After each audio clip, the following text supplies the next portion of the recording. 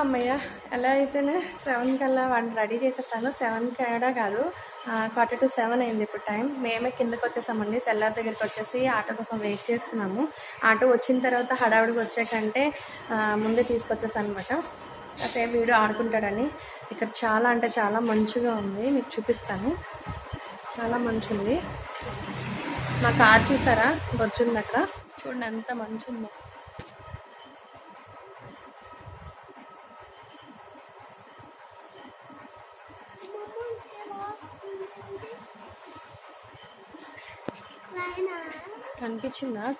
కనిపించిందా అండి? చాలా అంటే చాలా మంచి ఉంది. రిత్విక్ అంటున్నాడు అమ్మ స్వెటర్ ఇవ్వి అని చెప్పి. ఎందుకు నాన్న, కాసేపట్లో ఎండ వచ్చేస్తుంది, మళ్ళీ ఉండలేవు అని చెప్పి.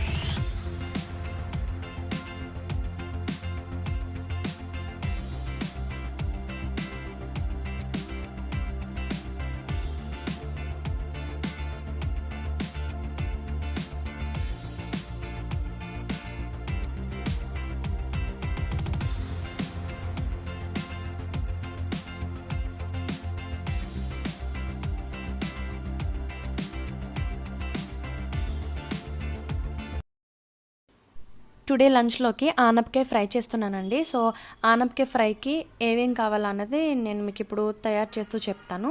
సో బాండీ పెట్టుకుని అందులో ఆయిల్ యాడ్ చేసుకున్నాను. ఒక 3-4 టేబుల్ స్పూన్స్ ఆయిల్ యాడ్ చేసుకుంటే సరిపోతుంది. నేను ఆనపకాయని చిన్న చిన్న ముక్కల కింద కట్ చేసుకున్నాను. ఎంత చిన్నగా కట్ చేసుకుంటే అంత టేస్టీగా ఉంటుంది. సో లేతగా ఉన్న ఆనపకాయ అయితే ఓన్లీ 2 or 3 విజిల్స్ సరిపోతుంది. సో కొంచెం అది ముదురుగా ఉంటే కనుక 5-6 విజిల్స్ వేయించుకోండి. సో ఈ విధంగా వెల్లుల్లి రేకల్ని ఒక 10-15 వేసుకున్నాను. చాలా బాగుంటుంది. అండ్ 2 టీ స్పూన్స్ శనగపప్పు, 1 టీ స్పూన్ మినప్పప్పు, 1/2 టీ స్పూన్ జీలకర్ర, 1/2 టీ స్పూన్ ఆవాలు, అలానే ఒక ఎండుమిర్చి, పచ్చిమిర్చి 2 కట్ చేసుకున్నాను. ఆనపకాయకి పెద్దగా కారం ఏమీ లాగదండి. సో ఎంత కారం తక్కువ వేసినా కూడా కొంచెం కారంగానే అనిపిస్తుంది ఫ్రై అనేది. సో ఈ విధంగా వేసుకున్న తర్వాత ఇవి కొద్దిగా చిట్టుపట్టుమన్న తర్వాత కరివేపాకు, అలానే పచ్చిమిర్చి వేసుకున్నాక పసుపు కూడా ఇందులోనే వేసుకుని ఫ్రై చేసుకుంటాను. అలానే తర్వాత 1 టమాటాని ఈ విధంగా బాగా చిన్న చిన్న పీసెస్ కింద కట్ చేసుకుని వీటిని కూడా వేసుకుని బాగా మగ్గించుకోవాలి. ఈ ఫ్రై రైస్లో కానీ చపాతీలో ఎందులో కూడా టేస్ట్ చేసిన సూపర్ ఉంటుందండి. తప్పకుండా మీరు కూడా ట్రై చేయండి. ఇది పత్యం కూరలు లాంటివే. సో నేను ప్రజెంట్ అయితే నాన్ వెజ్ తినకూడదు కాబట్టి ఇప్పుడు కొన్ని రోజుల వరకు మీకు ఇలాంటి వెజిటేబుల్ రెసిపీస్ నేను మీతో షేర్ చేసుకోగలను. సో ఇలాగ మనం ఆల్రెడీ బాయిల్ చేసి ఉంచుకున్న ఈ ఆకే పీసెస్ని ఇందులో యాడ్ చేసేసుకోవాలి. జస్ట్ నేను 1/2 గ్లాస్ వాటర్ యాడ్ చేశాను. 1/2 గ్లాస్ కూడా సరిపోదు, అంటే నేను వేసింది 1/2 గ్లాస్ కూడా ఉండదు. జస్ట్ ఒక 5 టీ స్పూన్స్ వాటర్ యాడ్ చేసి ఉంటాను. ఆల్రెడీ మనకి ఆనపకాయలో వాటర్ అనేది ఉంటుంది కాబట్టి సో ఆ వాటర్తో మనకి 3 విజిల్స్ లేదా 2 విజిల్స్ వేయించుకుంటే సరిపోతుంది. ఈ విధంగా బాగా వేసుకున్న తర్వాత ఇందులో సాల్ట్ యాడ్ చేసుకుని కాసేపు తర్వాత ఒక 5 to 6 మినిట్స్ బాగా మగ్గించుకోవాలి. వాటర్ అంతా కూడా ఊరిపోయే వరకు, అంటే బాగా ఫ్రై అయిపోయే వరకు ఈ విధంగా ఫ్రై చేసుకోవాలి, వాటర్ బాగా ఇంకిపోయే వరకు. సో ఆయిల్ బాగా పేరుకుంటుంది, పైకి ఆయిల్ తేరిపోతుంది అన్నమాట. ఈ విధంగా ఫ్రై కంప్లీట్ అయిపోయిన తర్వాత స్టవ్ ఆఫ్ చేసుకుని ఫైనల్గా ఇందులో కొత్తిమీర యాడ్ చేసుకుని సర్వ్ చేసుకుంటే సూపర్ యమ్మీగా ఉంటుంది. తప్పకుండా మీరు కూడా ట్రై చేయండి.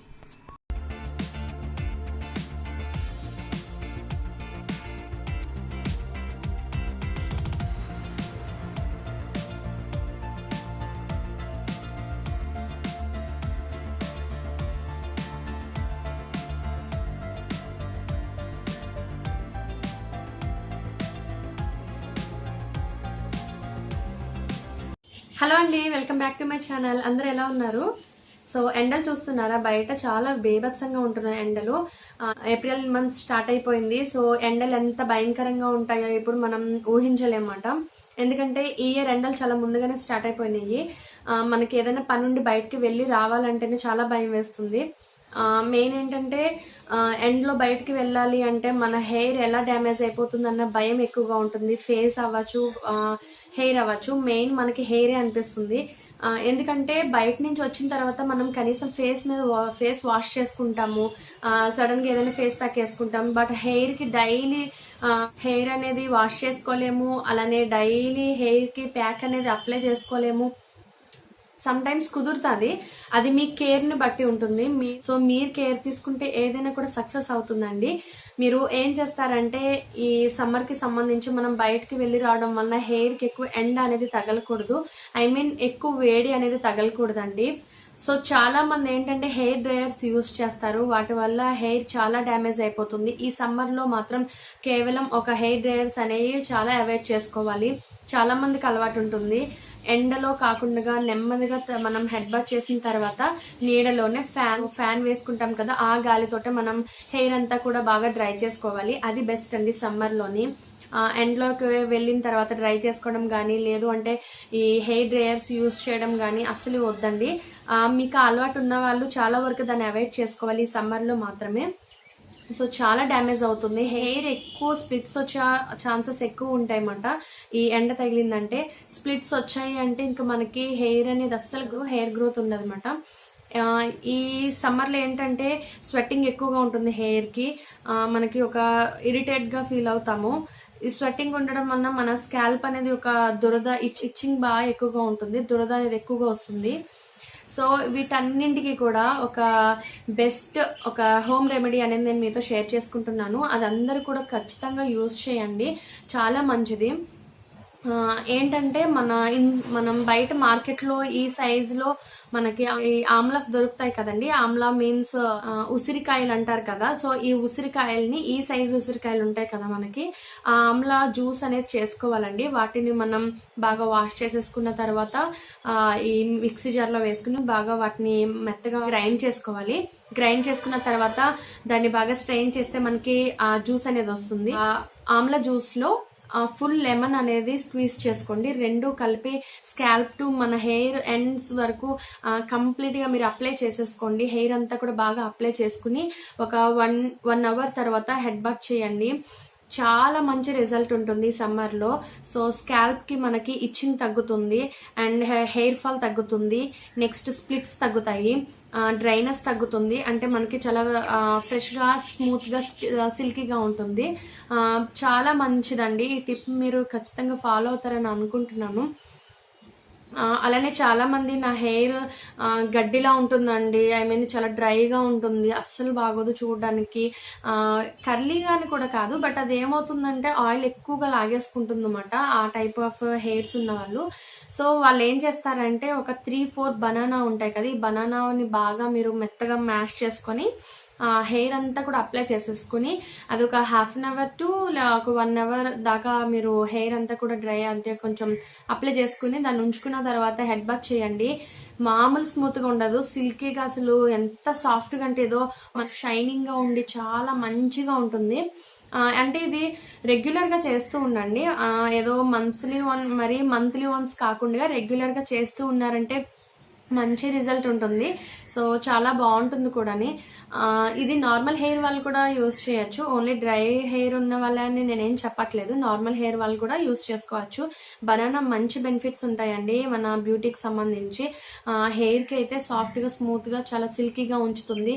మన బాడీకి అయితే మంచి ఒక బేబీ స్కిన్ ఎలా ఉంటుందో ఆ టైప్ ఆఫ్ స్కిన్ లాగా అనిపిస్తుంది. మంచి సాఫ్ట్ గా, స్మూత్ గా అనిపిస్తుంది స్కిన్ కి కూడాని. నేను ఇంకొకసారి ఇంకో టిప్ లో చెప్తాను. నేను అది బ్యూటీకి సంబంధించి బనానా ఎలా యూస్ చేయాలి, ఏం ఇంగ్రీడియంట్స్ తో మనం గ్లోగా అవ్వాలి బనానాతో అని చెప్పి.